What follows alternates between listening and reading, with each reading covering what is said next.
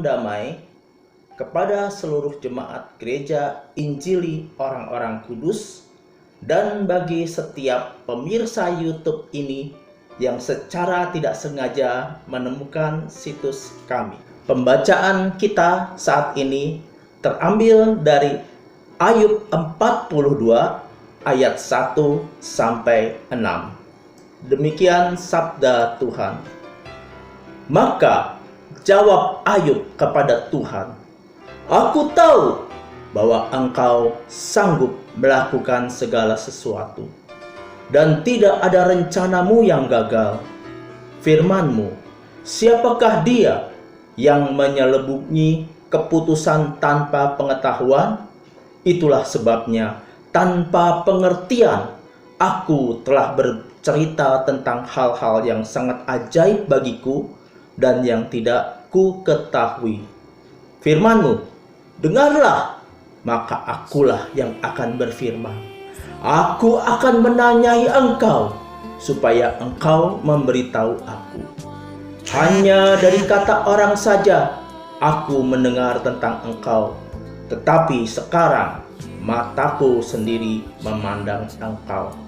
Oleh sebab itu, aku mencabut perkataanku, dan dengan menyesal aku duduk dalam debu dan abu."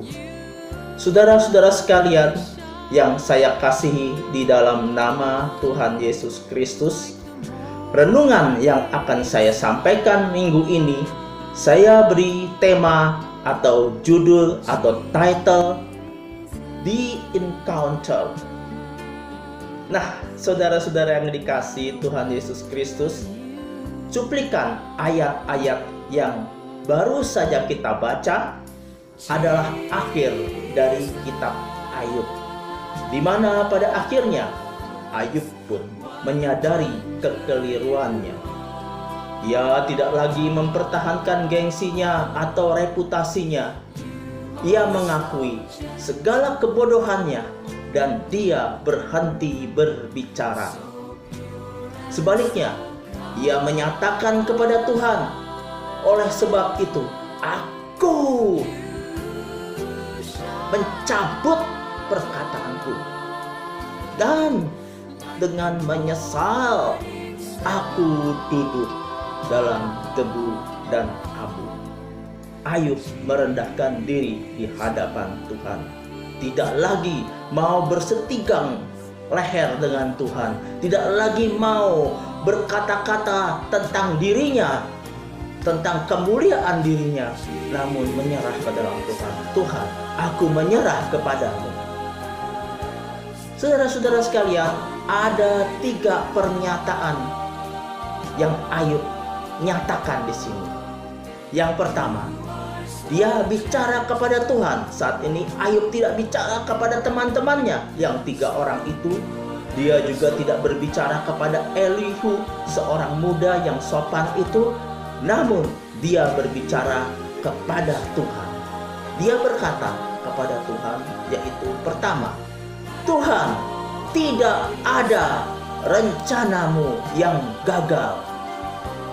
Artinya, saudara, sejak saat itu Ayub mengakui bahwa segala sesuatu ada dalam rencana Tuhan. Bahwa penyakit yang tengah ia derita itu pun rencana Tuhan, sekalipun mungkin saat ini dia tidak mengetahuinya. Namun ia percaya sekarang bahwa segala sesuatunya akan baik pada waktunya. Sebab Tuhan tidak mungkin merancangkan hal-hal yang jahat untuk dirinya. Ingat saudara, saat Ayub mengucapkan kata-kata ini, pada saat ini Ayub belum dipulihkan secara jasmani. Ia masih sakit, masih jatuh miskin, hartanya ludes, dan belum ada tanda-tanda pemulihan dari Tuhan, karena Tuhan belum berbicara tentang pemulihan terhadap dirinya. Namun, sekalipun secara jasmani Ayub belum dipulihkan, namun secara spiritual dia dipulihkan. Kini Ayub mengenal Tuhannya bukan dari kata orang, namun sebagaimana dia adanya.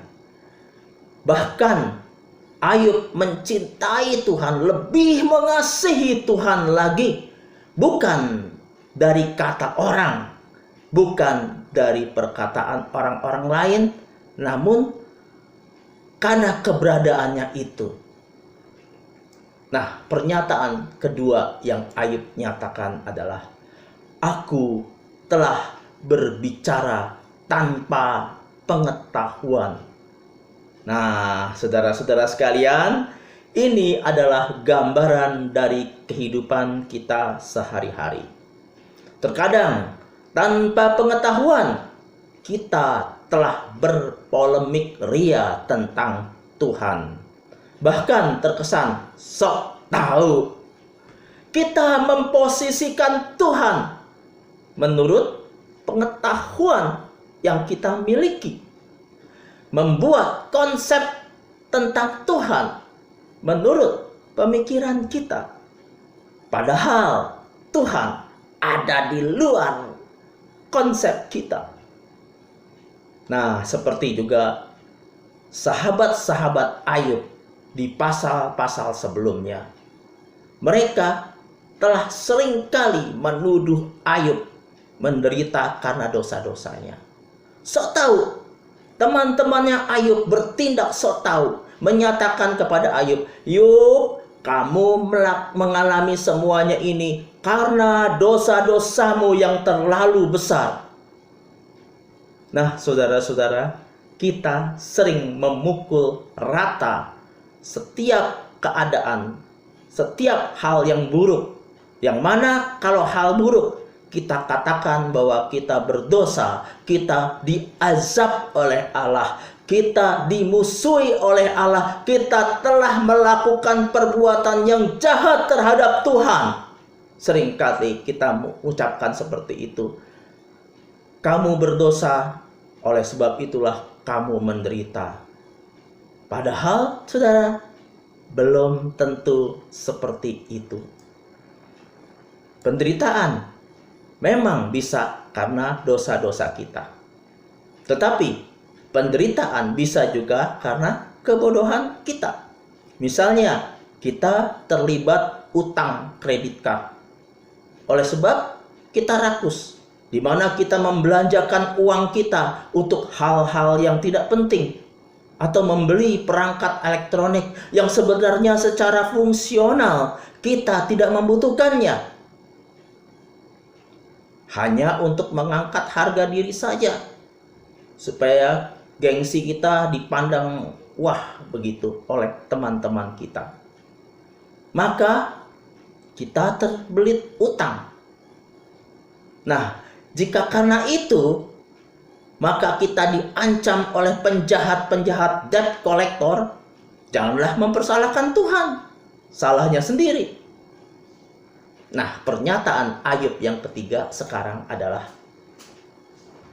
mataku sendiri sekarang memandang engkau. Inilah intinya, saudara. Disinilah letak peningkatan kesadaran Ayub, di mana Ayub sebenarnya sudah mengalami pemulihan. Secara jasmani belum pulih, secara harta benda dia masih tetap miskin. Namun pikirannya, pemahamannya tentang Allah, pemahamannya tentang Tuhan sudah berubah. Semula ia mengenal Tuhan berdasarkan kata orang saja. Nah, yang dimaksud kata orang di sini adalah semula Ayub mendefinisikan Tuhan menurut konsep yang sudah baku. Misalnya menurut pengajaran teologi tertentu, menurut doktrin gereja ini atau gereja itu, menurut dogmatika aliran ini dan aliran itu. Hal ini bukan berarti teologi itu tidak perlu. Bukan, saudara. Saya juga orang teologian. Saya juga adalah seorang sarjana teologi. Teologi sangat perlu. Sebab teologi adalah konsep untuk mensistemasikan pengenalan akan Tuhan bagi pemula pejalan iman. Saya katakan bagi pemula pejalan iman. Iman, maksud saya bukan imam ya. Bagi pemula pejalan iman. Berarti selanjutnya dia tidak boleh berkutat pada teologianya. Dia harus melangkah terus di dalam pengenalan akan Tuhan. Sebagaimana kalau kita ingin belajar, misalnya kita ingin belajar sesuatu, misalnya ingin belajar membuat bacang, maka ya umpamanya namanya Ibu Lena. Kebetulan saya punya teman yang namanya Ibu Lena yang pintar membuat bacang. Nah, Ibu Lena sebagai pakar pembuat bacang akan menuntun kita langkah-langkah pembuatan bacang yang enak. Langkah-langkah itulah yang disebut sistem. Dan itu harus kita taati kalau kita ingin menjadi pembuat bacang yang baik, yang enak. Nah, teologi adalah sama seperti itu.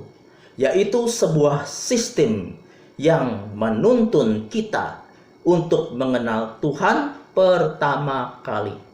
Nah, saudara, dalam psikologi agama, maka syarat terbentuknya sebuah agama harus terdapat 3 unsur, saudara.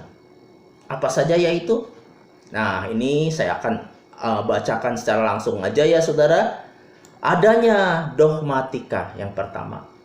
Nah, dalam bahasa teologi disebut ortodoksi atau dasar pengajaran. Yang kedua, adanya praktek penyembahan atau dalam bahasa teologi disebut ortolatria, di mana tiap-tiap pemeluknya melakukan sesuatu pendekatan dengan Tuhannya.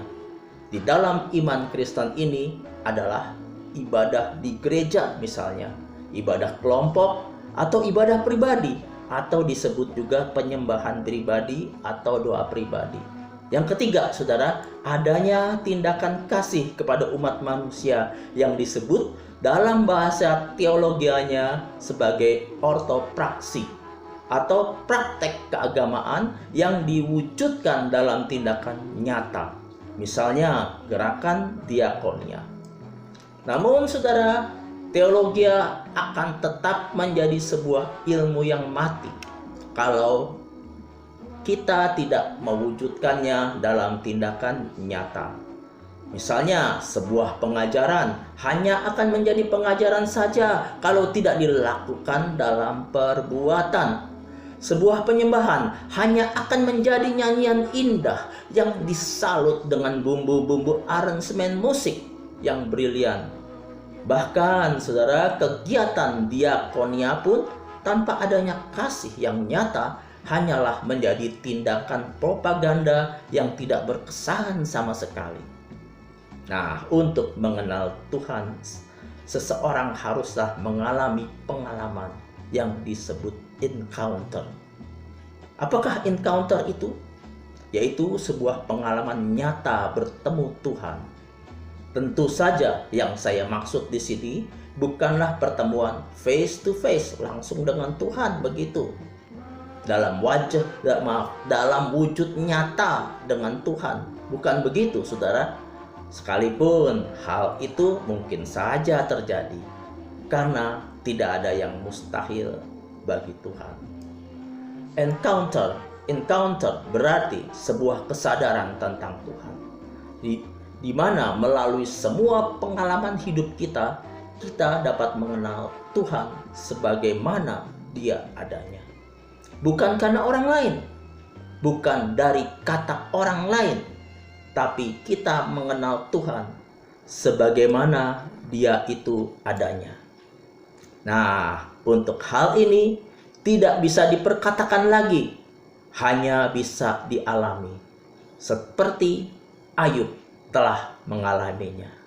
Tuhan Yesus memberkati saudara sekalian. Amin.